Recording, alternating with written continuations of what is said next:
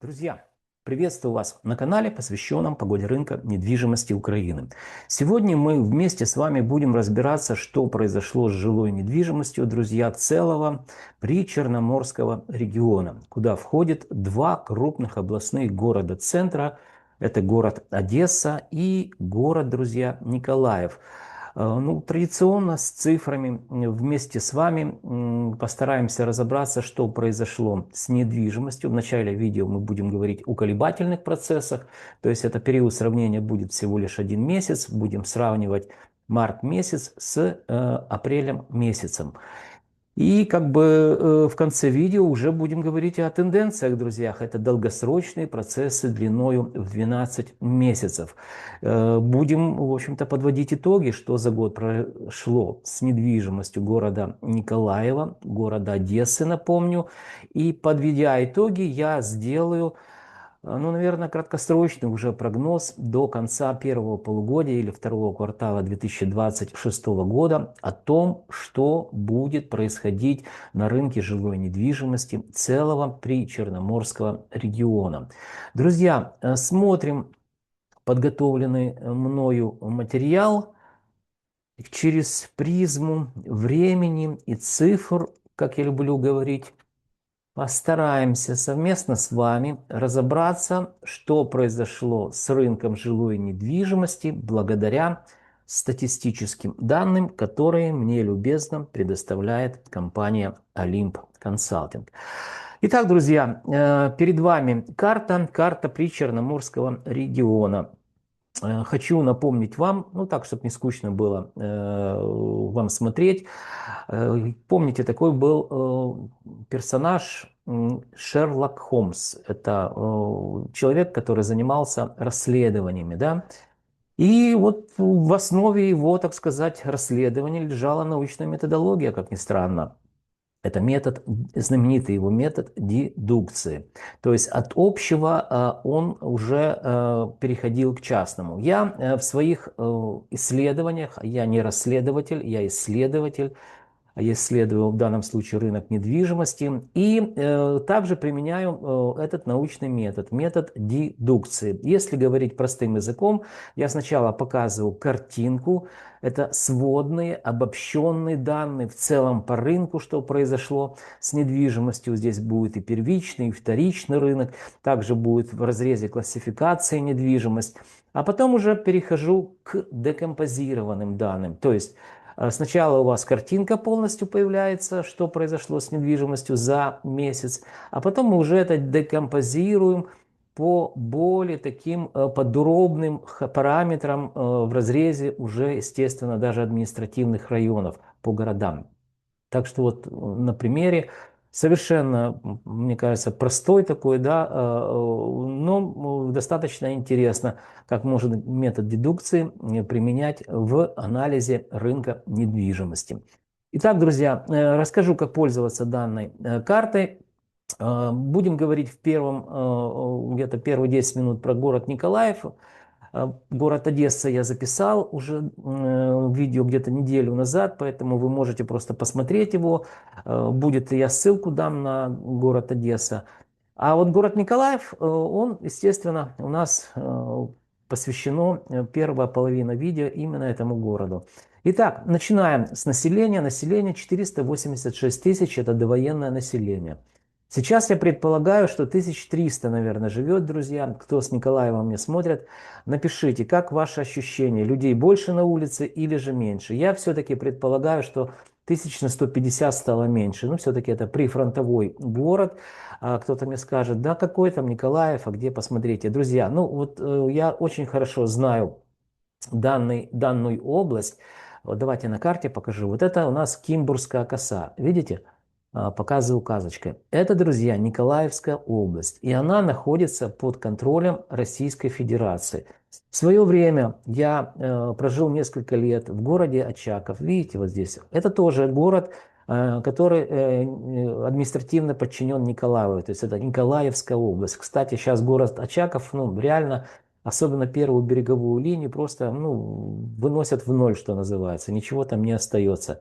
Поэтому очень жалко, был тогда молодой, хорошо помню, в это время море, Лиман точнее, да, и вот так война разрушает целые населенные пункты, города. Поэтому все-таки я считаю, что Николаев это прифронтовой город, и, естественно, все процессы, которые связаны с рисками, они в полной мере здесь присутствуют. И потом мы дальше будем говорить об этих рисках, какие они, и как они отражаются на рынке недвижимости. Итак, количество предложений, друзья, на сегодняшний день зафиксировано мною и компанией Limb Consulting 8990 квартир, которые были выставлены для продажи в апреле месяце 2026 года. Вот вдумайтесь только, друзья, в эту цифру. Сразу же мне задают вопрос, это наиболее частый вопрос: Андрей, откуда у тебя информация? Также внизу под видео оставлю ссылку на у меня записано такое большое видео, где я посвящаю именно как мониторить рынок недвижимости, какую методологию применяю, естественно, научную в своем мониторинге рынка недвижимости. В этом видео не будем об этом говорить, но вот только подумайте, что 9990 объектов жилой недвижимости — это очень даже себе репрезентативная выборка. Вообще репрезентативная выборка, или же выборка, по-простому говорить, которая заслуживает внимания с минимальной статистической погрешностью, это больше 2000 объектов, да, если попадает в эту генеральную выборку. А я вам показываю почти 9000, причем выборки эти однородные, то есть это и по классам разбиты, и по сегментам. То есть, статистика, если правильно с ней работать, позволяет достаточно точно показывать состояние рынка, что я и делаю. И вопрос с риэлторам, которые любят надо мной подшучивать. Откуда ты знаешь, что происходит на рынке? Ты же не риэлтор. Друзья, спешу вас огорчить, что риэлторы как раз они и не знают, что происходит на рынке. Почему? Да потому что они являются продавцами. И если вы спросите любого риэлтора, даже со стажем больших, кстати, я очень уважаю этих людей и знаю очень много людей, которые действительно очень давно в этой профессии работают. И когда-то даже у меня было агентство огромное по всей Украине, 10 городов были, так сказать, эти самые офисы. Поэтому я очень хорошо отношусь к этой профессии, но задача риэлтора — это продавать. И если даже опытный риэлтор во времена вот сложные, военные, продает 2 квартиры раз в полгода в городе Николаеве, то это, друзья, успешный риэлтор. Поверьте, я знаю, о чем я говорю. И также знаю, сколько они зарабатывают. То есть это далеко не самая такая лучшая профессия с точки зрения зарабатывания денег. Так вот, риэлтор, который продает 2 квартиры в полгода, разве он может знать, что происходит с рынком? Он ничего не знает, кроме того, как о стоимости своей квартиры и предположительной стоимости квартир, которые продаются в этом же так, в административном районе, назовем это так, да, ни больше, ни меньше. Я же работаю просто с большими, огромными цифрами, и это вам показываю на этом видео. Итак, переходим к социальному жилью. Социальное жилье, буду говорить только о процентном соотношении.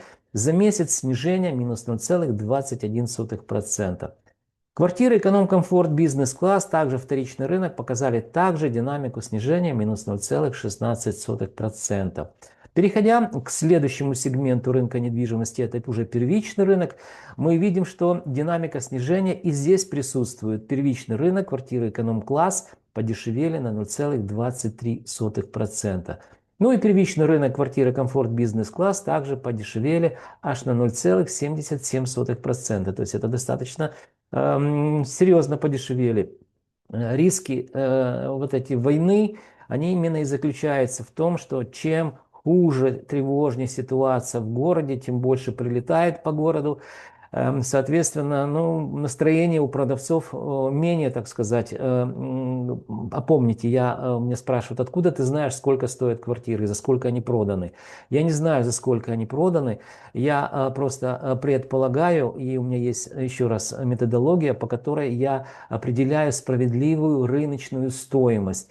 Поэтому я работаю с предложениями, Это люди, которые продают квартиры сами или через риэлторов. Вот те же самые предложения я обрабатывал по определенному алгоритму. Поэтому мы видим, что город Николаев на протяжении 2025 года, 2026 года медленно и уверенно показывает снижение стоимости квадратного метра, в отличие от города Одессы, который только в апреле месяце впервые показал по нескольким классам снижения стоимости. Хотя Одесса более прифронтовой город, достается ей гораздо больше. Почему? Потому что портовый город, и бомбятся порты, и выносится в ноль, что называется, инфраструктура портовая. А город Одесса весь 2025 год показывал динамику роста, в отличие от города Николаева. Но, подводя итоги за месяц, переходим к табличке. Видим табличка экселевская. Здесь мы будем говорить о средней арифметической стоимости квадратного метра в целом по региону. Итак, город Одесса. В качестве примера привожу класс «Социальное жилье». Сравниваем апрель 2026 года с, естественно, мартом 2026 года. То есть это у нас колебательные процессы длиной в 1 месяц. Одесса $730 за квадратный метр, снижение за месяц минус 0,27%. Это впервые, друзья, в 2026 году в апреле мы увидели незначительную динамику снижения. До этого рынок показывал динамику роста. Город Николаев $477 за квадратный метр, очень сильно уступает в стоимости городу Одесса, вы это видите. И снижение за месяц минус 0,21%. Среднее арифметическое число в целом по региону. Город Херсон, друзья, я не учитываю. Для примера можете посмотреть. Здесь 22 год, март. Это еще информация публиковалась мною.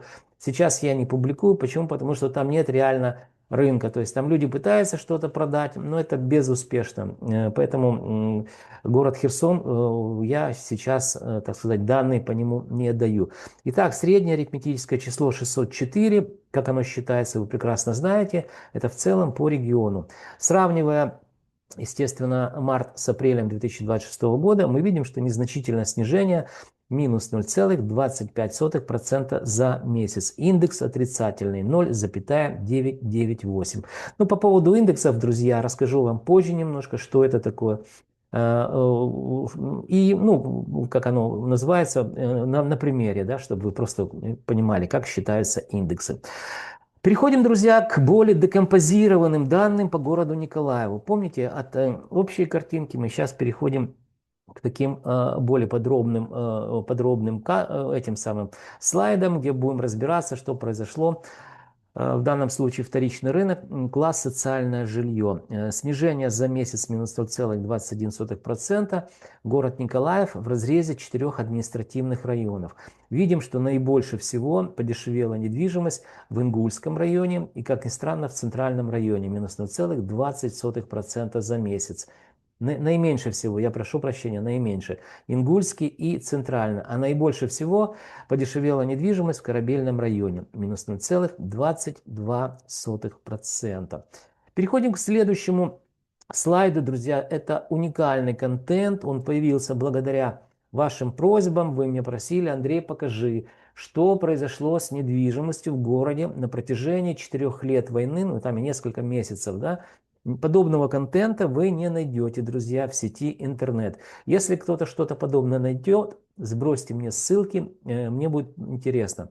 На примере самого большого класса рынка недвижимости, класс «Социальное жилье», я вот провел такое исследование и хочу вас ознакомить сейчас с ним.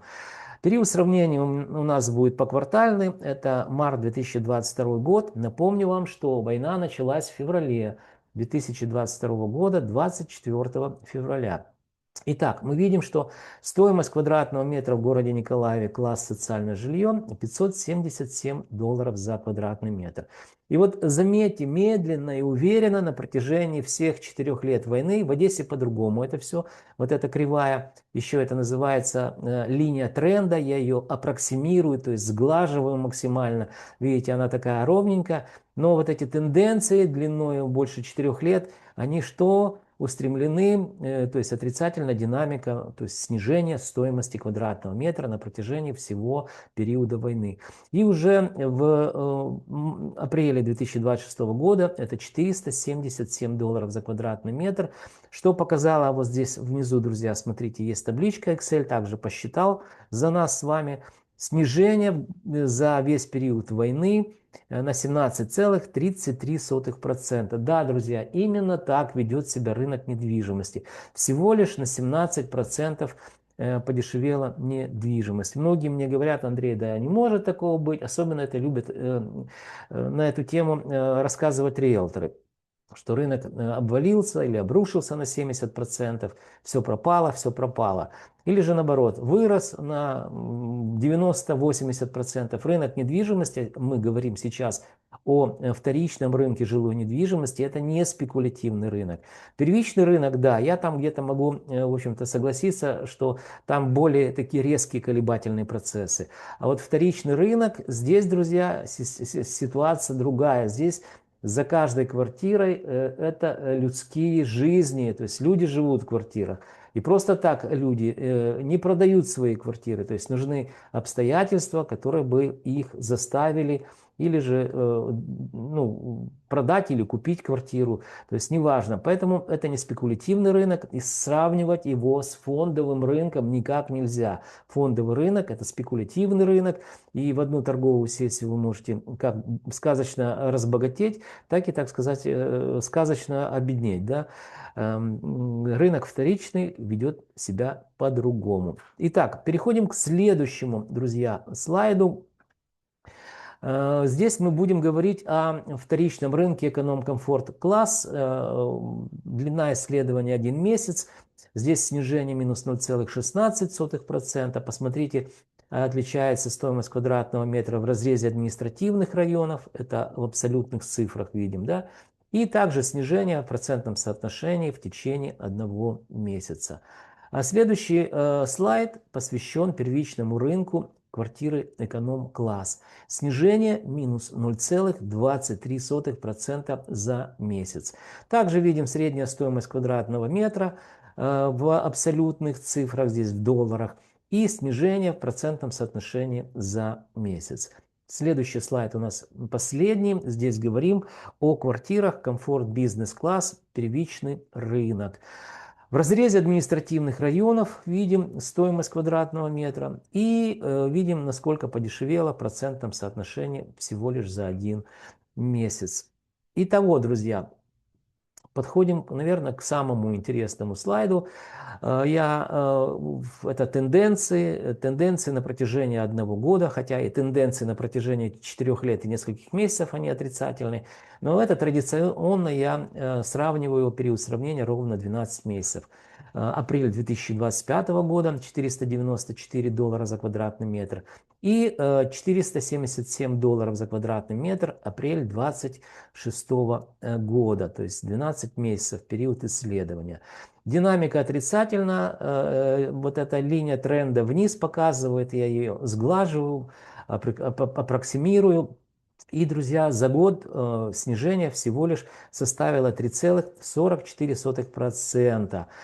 Также, друзья, я готовлю и компания Olymp Consulting для крупных украинских системных национальных банков и иностранных банков, которые работают на территории Украины, готовим индексы. Индекс вот показываю на примере класс социальное жилье. Отрицательный 0,966. Что такое, друзья, индекс? Индекс – это макроэкономический показатель, который характеризует изменение стоимости, в данном случае недвижимости класс социальное жилье или квадратного метра во времени. Считается он просто, если у вас есть статистические данные. Показываю на примере. Делим 477 на 494, получаем снижение в процентном соотношении в год минус 3,44%.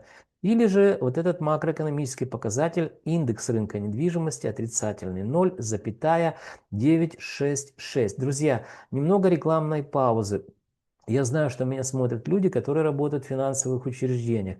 Это управление по рискам и риск-менеджменту. Данная категория специалистов очень хорошо знает, как меняется стоимость денег во времени. А я один из немногих, друзья, знаю, как меняется стоимость недвижимости во времени. Поэтому синергия наших знаний поможет вам в вашем сложном бизнесе. Ну и, конечно же, поможет мне заниматься дальше научной деятельностью и развиваться вместе с компанией Olymp Consulting. Для того, чтобы меня найти, вы в описании канала можете найти мой Viber телефончик, это Киевстар, или же кипрский телефон есть. И в зависимости от локации, где кто находится, созвонимся, спишемся, как удобно, составим техническое задание. И под всю вашу недвижимость, под которой ваше финансовое учреждение выдало финансовые средства, раз в квартал я и компания Olymp Consulting будем делать исследования, которые будут показывать вам, как меняется стоимость недвижимости, еще раз повторюсь, под которую ваше финансовое учреждение выдало финансовые какие-то средства. На примере города Николаева показал, что здесь снижается. Если брать западную часть Украины, там, друзья, стоимость растет. Итак, это была реклама, без нее никак нельзя. Но цифру запомните, минус 3,44% снижение в городе Николаеве в годовом измерении. Переходим к следующему. Последний слайд, самый интересный. Остается у нас карта та же самая, здесь у нас колебательные процессы длиной в 1 месяц. А вот здесь внизу мы видим экселевскую табличку, здесь мы будем говорить, что произошло в течение года в городе Одесса и город Николаев на примере социального жилья. Итак, сравнивая апрель 2026 года с апрелем 2025 года, мы видим, что город Одесса 730 долларов за квадратный метр. И в годовом измерении, помните, я вам говорил, что Одесса весь 2025 год показывала рост стоимости жилой недвижимости. И 3 месяца 2026 также показывала динамику роста. Итак, рост в течение года на 2,67%. А вот город Николаев, видим, что апрель 2026 год 477 долларов, а апрель 2025 года 494 доллара за квадратный метр, что в годовом измерении показало снижение минус 3,44%. В целом по региону, друзья, вот здесь смотрим, видим, что практически за год ничего не произошло в силу того, что Одесса показывала динамику роста, а город Николаев показывал динамику снижения. Итак, в целом среднее, так сказать, арифметическое число 604, это апрель 2026 год, и 603 это апрель 2025 год, что показало незначительную динамику роста, плюс 0,17%. Индекс положительный в целом по региону, единичка, запятая 0,02. Ну а теперь, друзья, о прогнозах. Вот вы помните, да, что пока, ну помните, я вам показал это, динамика положительная, незначительна, но за счет того, что город Николаев показывает на протяжении всего 2025 и, так сказать, 2026 года снижение. И город Одесса начал показывать снижение стоимости в апреле месяце. Я предполагаю, давайте я так закрою, наверное, уже показ слайдов. Я предполагаю, что город Одесса будет показывать в месяц снижение, ну, не больше, наверное, 0,5%. Это по жилой недвижимости мы говорим. А город Николаев, я так думаю, что он тоже даже может быть и больше, и до 1% снижения. Ну, до 1% в месяц, наверное, это все-таки слишком много для Николаева. Но тоже 0,5% это вполне реально, я уже это показываю вам. То есть второй квартал мы увидим, когда сравнивать будем июнь 2026 года с июнем 2025 года, мы увидим, друзья, что снижение будет в целом по региону, где-то, наверное, я так предполагаю, 0,5%, может чуть больше. Город Одесса еще будет показывать у нас положительную динамику роста, там затухающая положительная динамика, то есть мы уже наблюдаем как первый месяц, и я предполагаю, что это, в общем-то, начало каких-то трендов или тенденций длиной в 1 год. А вот город Николаев также и будет продолжать снижение стоимости. То есть, еще раз подводя итоги, по 0,5% каждый месяц, то есть у нас сейчас апрель, Май, июнь. То есть вот где-то 1% за 2 месяца мы увидим, как будет снизиться стоимость квадратного метра как в городе Одесса, так и в городе Николаеве. Итак, друзья, ну постарался достаточно подробно вам рассказать о том, что было на рынке жилой недвижимости, о том, что сейчас зафиксировал, потому что мы говорим об апреле месяце, и даже немножко с вами поговорили о прогнозах, то есть то, что будет, это краткосрочный прогноз, но все равно мы зафиксировали цифру, что будет снижение стоимости где-то 1% за 2 месяца.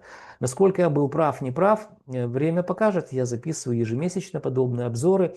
И, естественно, так сказать, мы с вами вернемся к этой теме, насколько те прогнозы, о которых я говорю, соответствуют действительности. Ну, напишите, кстати, может кто-то имеет какое-то, так сказать, свои исследования, отправьте, мне будет интересно, потому что всегда интересно делиться мыслями с людьми, которые занимаются подобным видом деятельности.